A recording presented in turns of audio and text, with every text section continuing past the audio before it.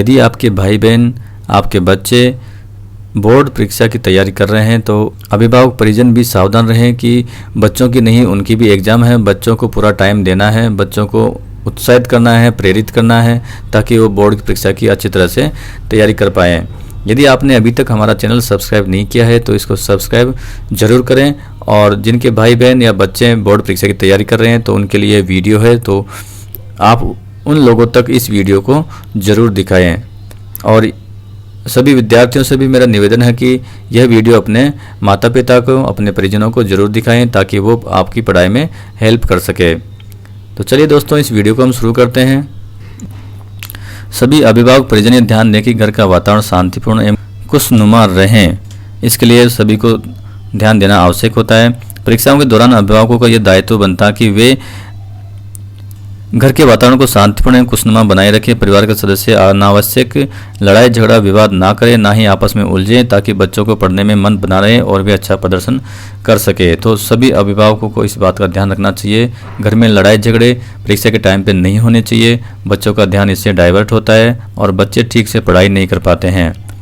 दिनचर्या व समय सारणी बनाने में सहायता करें।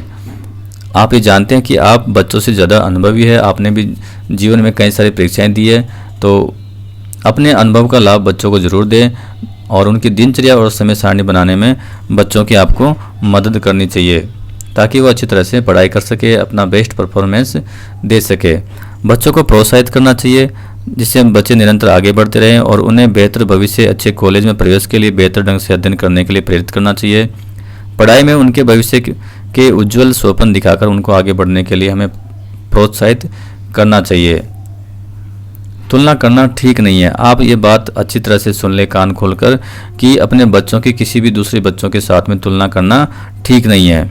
कभी भी अपने बच्चों की दूसरों के साथ में तुलना ना करें। इस प्रकार तुलना बच्चों में हीन भावना पैदा करती है। हम कई बार कहते हैं कि उस लड़के के इतने में से इतने नंबर आए हैं, उसके तो 100 में से 100 आए हैं, उसके 90 आए और तेरे कुछ भी नहीं आए, तो किसी काम का नहीं है। इस तरह की बातें हमें बच्चों से नहीं करनी चाहिए और अपने बच्चों की छोटी छोटी उपलब्धियों को बड़ा बताकर उनको प्रोत्साहित करना चाहिए।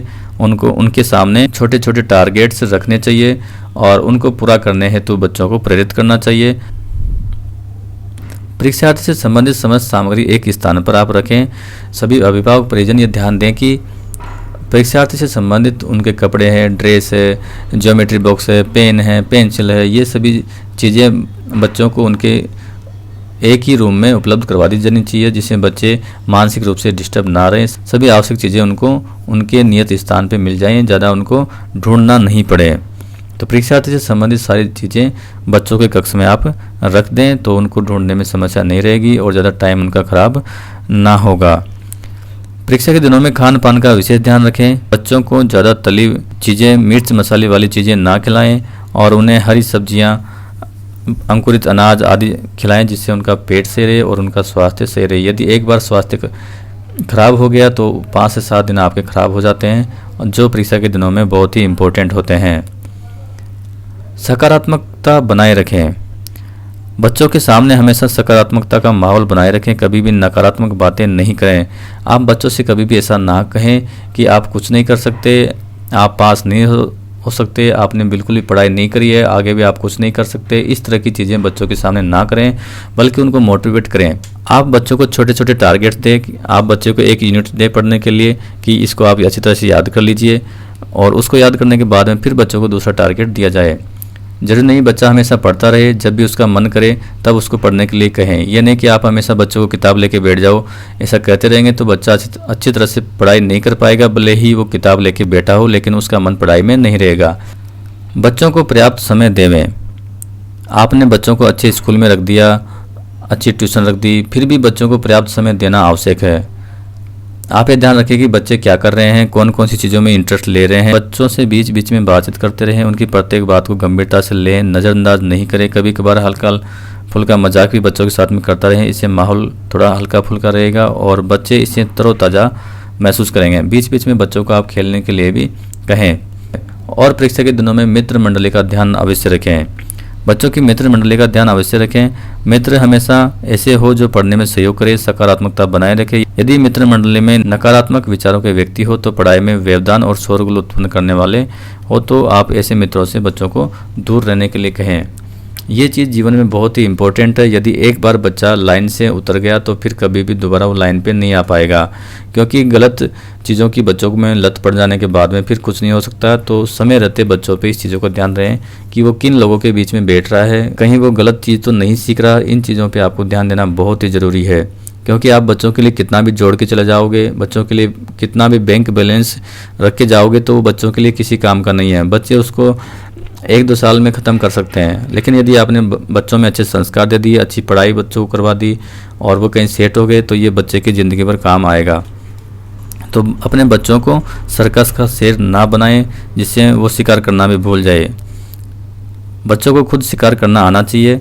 तो इस चीज़ों का आप ध्यान रखें कि बच्चे खुद शिकार मेहनत करें, तो ज़्यादा भविष्य की चिंता करने की आवश्यकता नहीं है, बस उनकी शिक्षा पे आप ध्यान दें। और आप ये ध्यान रखें कि अभिभावकों की भी परीक्षा है, केवल बच्चों की परीक्षा नहीं है, आपकी भी परीक्षा है। आपको भी टाइम को उस समय मैनेज करना होगा, बच्चों को सिखाना होगा, टाइम देना होगा, उनको प्रोत्साहित करना होगा। इन चीज़ों का आप ध्यान रखें। आप भी अध्ययन करें।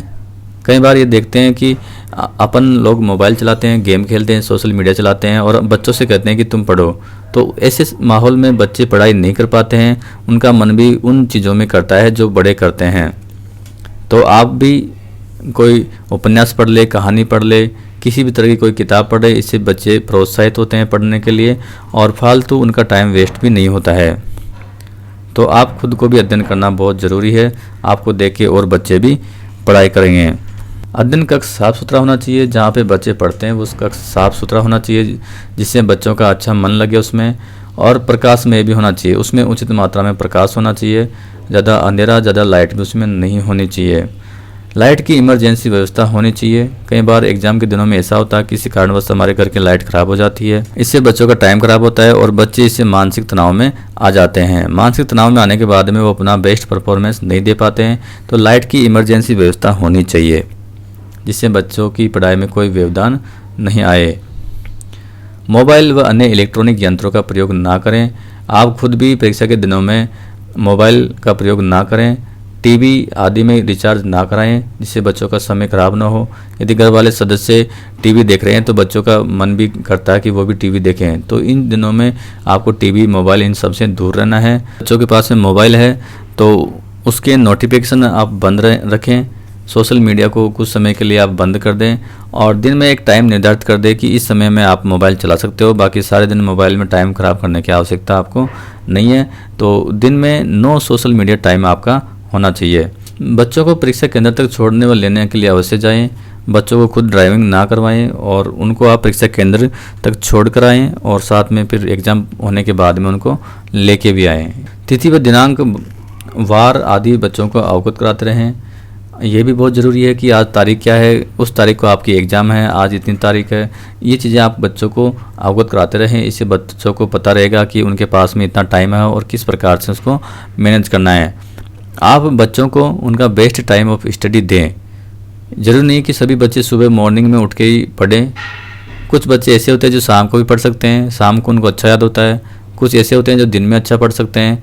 तो सभी के लिए यह आवश्यक नहीं है कि वो सुबह उठ के ही पढ़े या रात को ही पढ़े। जब भी उनका बेस्ट टाइम हो, जब उनका अच्छा मन करे, उस समय बच्चे पढ़ने चाहिए। 10 घंटे आप किताब लेके बैठे रहें, उससे बढ़िया कि आप 2 घंटे अच्छी तरह से पढ़ लें जब आपका मन करें। तो दिनांक और तिथि वार बच्चों को आप अवगत कराते रहें। प्रवेश पत्र भी आप देखें, इससे आपको पता रहेगा कि एग्ज़ाम कब है, किस तारीख को है, किस समय है। बच्चों का आत्मविश्वास भी आपको बढ़ाना है। बच्चों का आत्मविश्वास बढ़ाने का प्रयास करना चाहिए। उनकी क्षमता और पूर्व उपलब्धियों को याद दिलाकर उनका आत्मविश्वास बढ़ाना चाहिए। वह सब प्रेरित होकर आगे बढ़े। उनकी छोटी छोटी सफलताएं उनके जीवन के लिए बहुत ही इम्पोर्टेंट है। तो बच्चों को प्रलोभन भी आपको देने चाहिए कि आपने 10th में, सीनियर में इतनी परसेंटेज बनाई तो आपको ये चीज़ दी जाएगी, आपको लैपटॉप दिया जाएगा, आपको बाइक दी जा सकती है, आपको साइकिल दिया जा सकता है, आपको कोई गेम्स दिए जा सकते हैं। तो इस प्रकार का प्रलोभन भी आप बच्चों को दें और उनके सामने थोड़ा बड़ा टारगेट रखें और कोशिश करें कि बच्चे उस टारगेट को अचीव कर पाए, टारगेट ऐसा भी नहीं होना चाहिए जो बच्चों के लिए बिल्कुल इम्पॉसिबल सा हो। ड्राइविंग ना कराएं। परीक्षा के दिनों में बच्चे स्ट्रेस में रहते हैं, तनाव में रहते हैं, तो उनसे ड्राइविंग उस समय ना करवाएं। क्षमता से अधिक भी अपेक्षा ना करें। आपका बच्चा पढ़ाई में कमज़ोर है, आपने टारगेट रख दिया 100 का कि आपको इतने से इतने नंबर लाने हैं, तो बच्चे ऐसे टारगेट को अचीव नहीं कर पाते हैं। उनकी क्षमता के अनुसार ही उनका टारगेट आप सेट करें। आवश्यकता से अधिक दबाव भी बच्चों को ना दें। प्रेरणास्पद शब्दों का प्रयोग हमें करना चाहिए। बच्चों को आप इस प्रकार से मोटिवेट कर सकते हैं, आप बहुत अच्छा कर रहे हो, आप और भी अच्छा कर सकते हो, आपकी परफॉर्मेंस बहुत अच्छी है, पिछले साल की तुलना में इस साल तुमने बहुत अच्छा किया है और आपके लिए कुछ भी असंभव नहीं है, आप दुनिया के सबसे अच्छे बच्चे हो, आप इसे कर सकते हो। इस तरह के शब्द आप बच्चों को बोलें जिससे वो प्रोत्साहित हो सके और स्व प्रेरित होकर अध्ययन कर सकें। अनावश्यक दबाव ना बनाएं। आप बच्चों पे लक्ष्य प्राप्ति को लेकर अनावश्यक दबाव ना बनाएं। बच्चे पे विश्वास होना चाहिए, वो खुद इस टारगेट को अचीव कर पाएगा या नहीं कर पाएगा, उसके अनुसार ही उसको टारगेट आप दें। ज़्यादा बड़ा लक्ष्य भी ना दें। पढ़ाई ही जीवन का एकमात्र लक्ष्य नहीं होता है, इसके अलावा भी कई सारे और क्षेत्र होते हैं जहाँ पे बच्चा अच्छा कर सकता है। व्यापार, संगीत, नृत्य, पेंटिंग, अभिनय, कला आदि कई सारे क्षेत्र है। यदि उनमें रुचि है बच्चे की तो उधर ही बच्चों को भेजना चाहिए। शादी ब्याह और अन्य सामाजिक कार्यक्रमों में बच्चों को ना भेजें। इन कार्यक्रमों की वजह से बच्चों का टाइम खराब होता है और खान पान की वजह से यदि वो बीमार हो गए तो फिर और भी ज़्यादा समस्या आ सकती है। परीक्षा के दिनों में आप इन चीज़ों का अवश्य ध्यान में रखें। आप सभी दोस्तों से मेरा निवेदन है कि अपने घर वालों को ये वीडियो आप ज़रूर दिखाएं। बहुत बहुत धन्यवाद।